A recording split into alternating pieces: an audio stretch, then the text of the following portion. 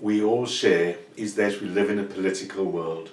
And in a political world, we are more or less at the mercy of our masters. And what are they doing is mostly blaming each other, especially here in South Africa with an election coming soon and with a very fraught and difficult history behind us, but not exclusively in South Africa.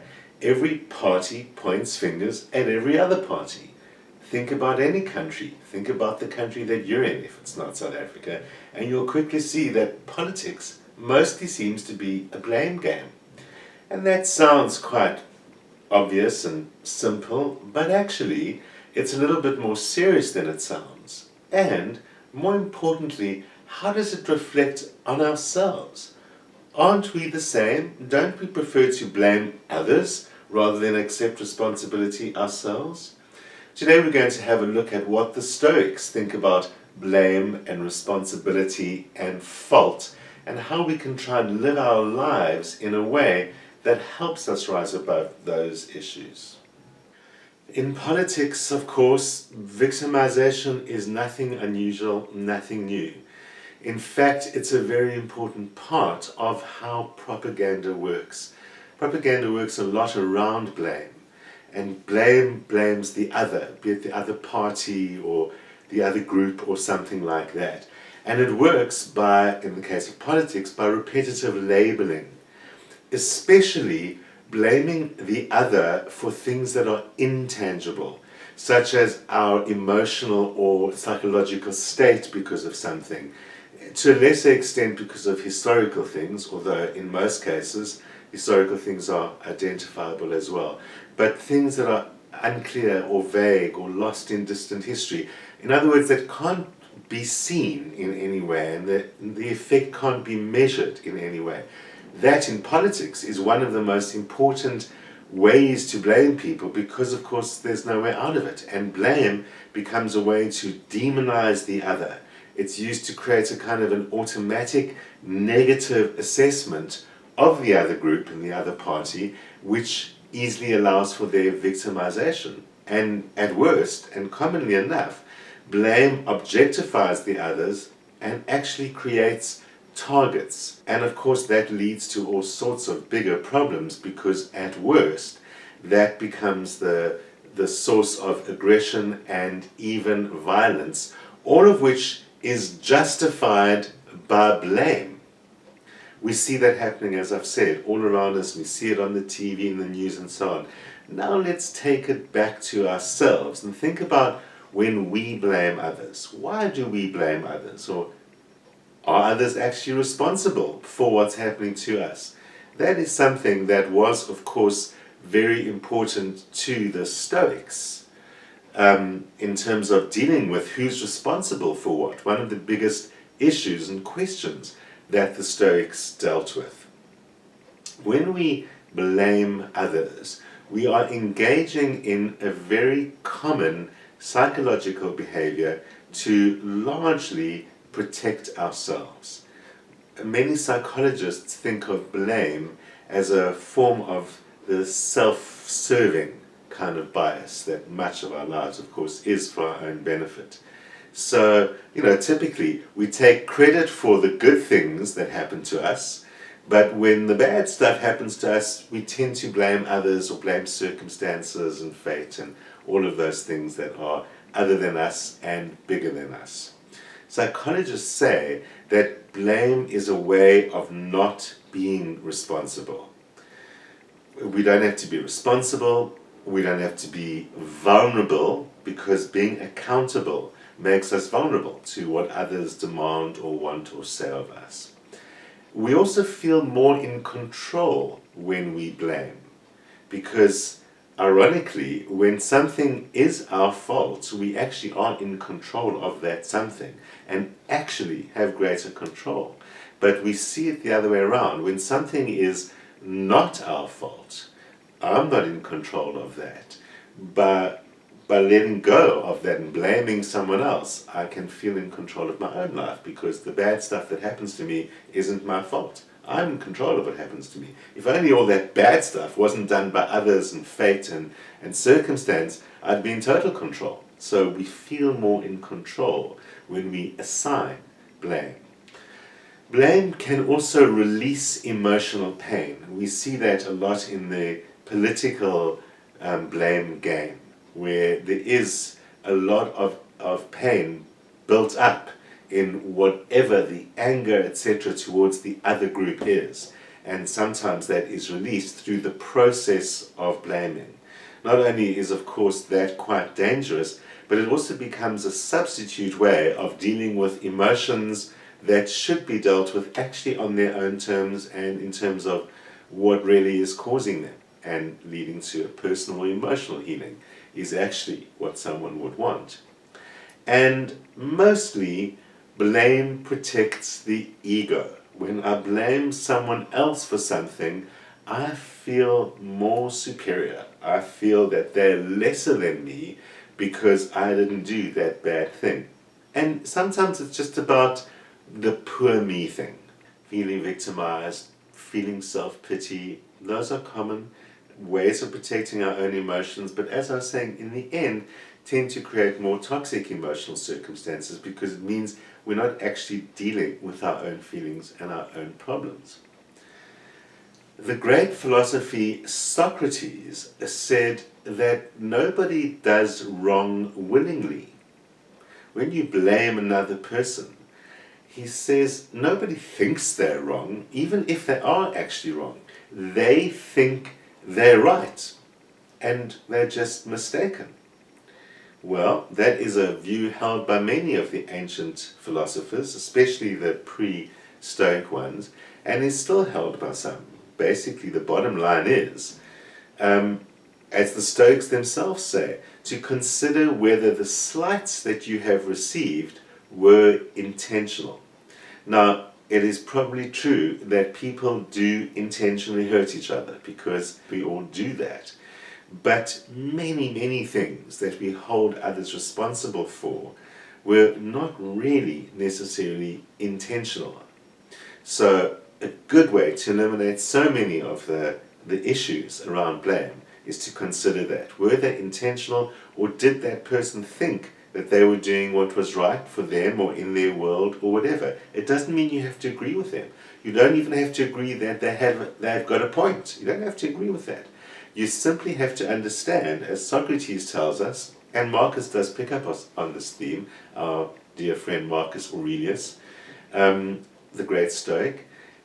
The bottom line is to consider that even if you don't agree, they were acting in accordance with what they thought was right. And so you blaming them is probably not rational and is certainly not going to get anywhere. As you can see, like many philosophical issues, the issue of blame and fault does raise some moral questions, certainly does. But the purpose of Stoic philosophy, as really the purpose of all philosophy, is to be practical, to give us a guide to how to live, not to give us some absolute idea of what is right and wrong, because we know there are many grey areas and there's a great big spectrum with regards to that, and it is possible that someone is actually doing something that is morally wrong and morally harmful, etc. Something which Marcus Aurelius does pick up on, although some of the other Stoics don't. Some of the other Stoics say all faults are the same. You can't say one is immoral and one is okay, and all of those kind of things.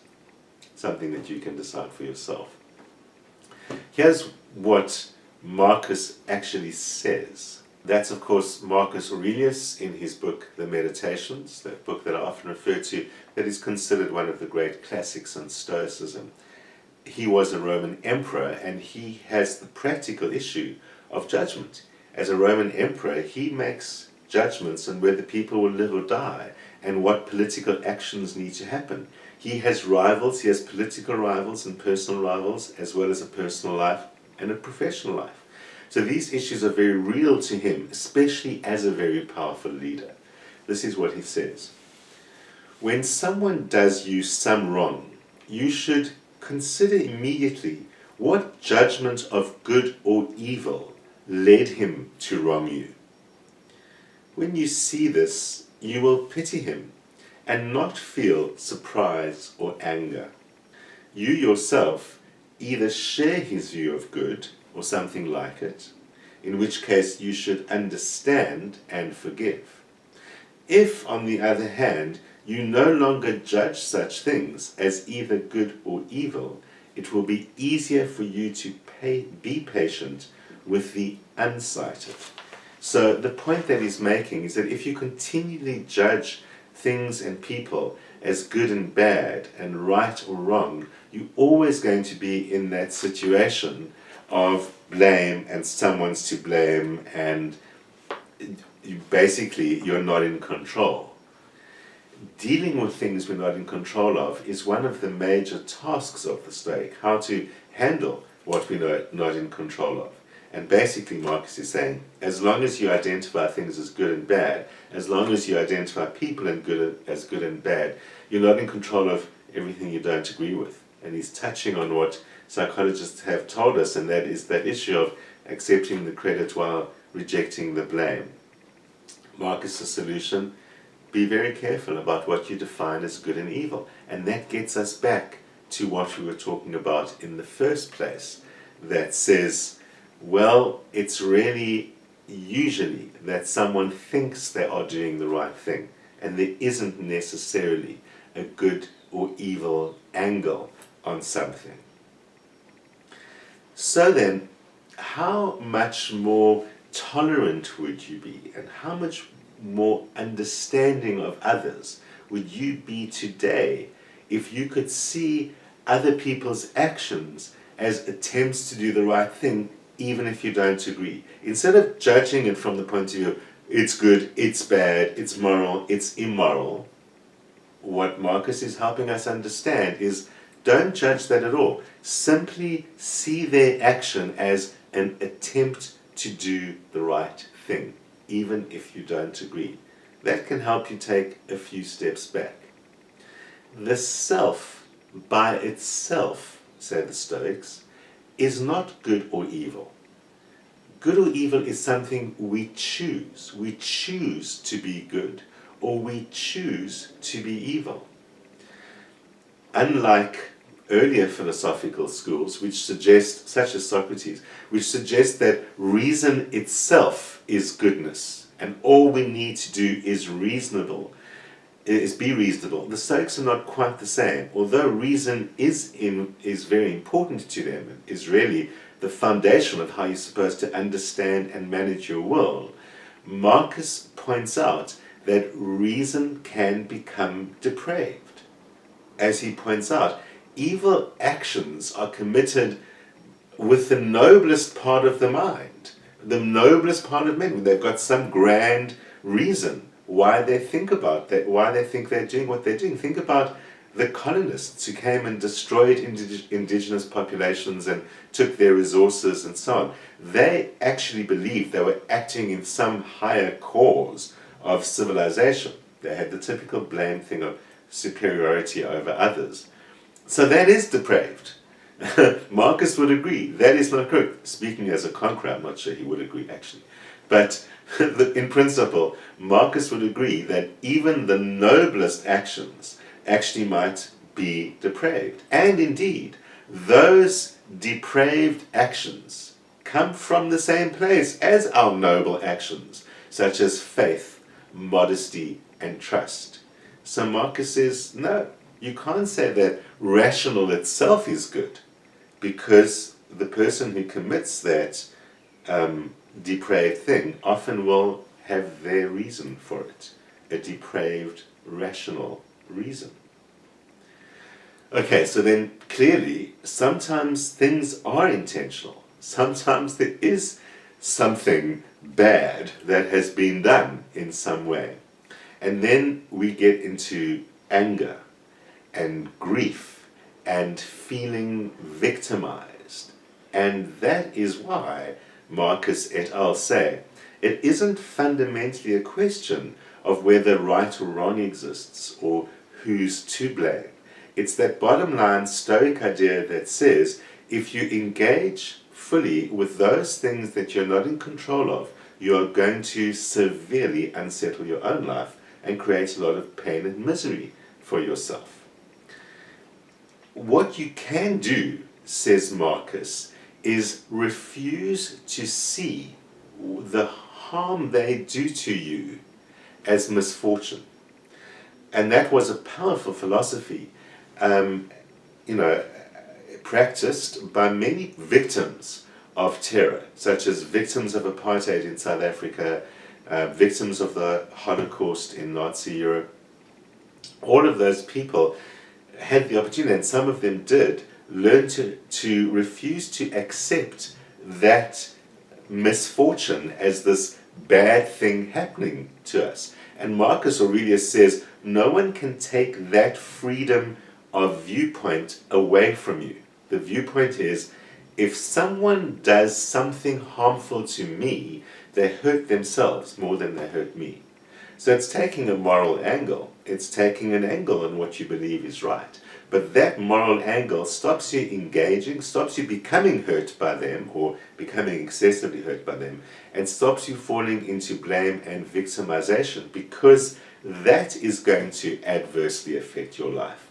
Something that we'll see in a moment, and that is also very important to the Stoic understanding, that even if there is such a thing as wrong, even if there is someone to blame, how helpful is it to sit in that viewpoint of victimization and anger and grief? So Marcus reminds us, your viewpoint can be, they hurt only themselves. I am free to respond how I like, and no one can take that away from you. And if you focus on that, you can overcome some of the greatest evils, as we've seen people in that situation have done. As I said earlier, Stoics generally see all faults as equivalent, but Marcus Aurelius believed in moral progress. He wasn't quite like the other Stoics. He said people can improve themselves, and there are different kinds of faults. He says faults committed with pleasure or for pleasure are more serious than those committed out of necessity or anger or injustice. Well, that's a fine line I think he's treading, and I think, again, he's an emperor and he is a political being as much as he's also a philosophical one. And he's trying to walk that fine line because he's an emperor also struggling, presumably, with what he does to others. That, he sweeps through and conquers and fights, and his rule was very fragile and very threatened, and he was very into expanding Rome, as they all were. So he was constantly at war. And so part of this is him wrestling with himself as the perpetrator of war. And maybe he's also doing some self-justification because the Romans believed that their empire was so superior to everything else. We can't be sure that Marcus reached some conclusion, but we can be sure that he must have been continuously troubled by his role as conquering emperor if we have a look at much of what he says, while at the same time he also seems to justify a little bit by saying that if you're not committing the fault out of pleasure and it's out of anger at injustice, then maybe it's not as wrong, although still wrong. And still wrong to blame others for anything, which is a very key Stoic principle. What about blaming fate? Says Marcus, sometimes we're so focused on our own plans and schemes that we forget that there could be a bigger plan, or just another plan. Marcus did believe in God and did believe that the bigger plan came from God, and many of us do. But if you don't, it's still acceptable to understand that there is a plan that isn't yours. Whether that bigger plan is God, the universe, the society, politics, randomness, whatever the case may be, there is another plan. So constantly beating your head against why your plan isn't working is often going to create grief and is, of course, misapplied blame, because even that blame is going to get you nowhere if you understand that you are part of something bigger. How often does a disaster turn into a lucky break? Pretty often. And how often does a great plan turn into an important and difficult lesson? Unfortunately, pretty often too. We forget, though, says Marcus, that it is not only we ourselves who matter. We are not the only one acting out our own plans. There are other people doing that too, and it cannot possibly be true that everyone's plans get fully evolved, accepted, put out there successfully into the world. That just would make no sense. So Marcus says, just remember that you're not the only one. Whether it's God or fate who's got a bigger plan, or whether it's simply that there are lots of human beings and there are lots of plans going on, you must graciously understand that not everything is going to work out and there is no blame. Especially if one person's loss is another person's gain, then there's not necessarily even something bad going on. It's only bad because you're focusing it so much on yourself. Besides, says Marcus, if fate had it in mind, if it was your destiny for something to go wrong for you, then it was always going to go that way anyway. All things are guided by reason. Whatever you might believe about God or the universe, there is actually a reason for everything. It doesn't mean we understand that reason. It doesn't mean it's a rational reason as far as we are concerned, but a reason exists nonetheless. And as long as a reason exists, then pointing fingers and blaming and banging your head against the wall isn't going to be very helpful and is really only hurting yourself. That other great Stoic, Epictetus, says that if then nothing beyond our will's control is either good or evil, and everything within our will's control depends entirely on ourselves, so that no one can take such things away from us or win it for us against our will, what room is left for worry and anxiety? The same is true for blame. We are in control of what we do and how we react. Blame puts us at the mercy of someone else. We waste our time worrying about what other people do and what other people think.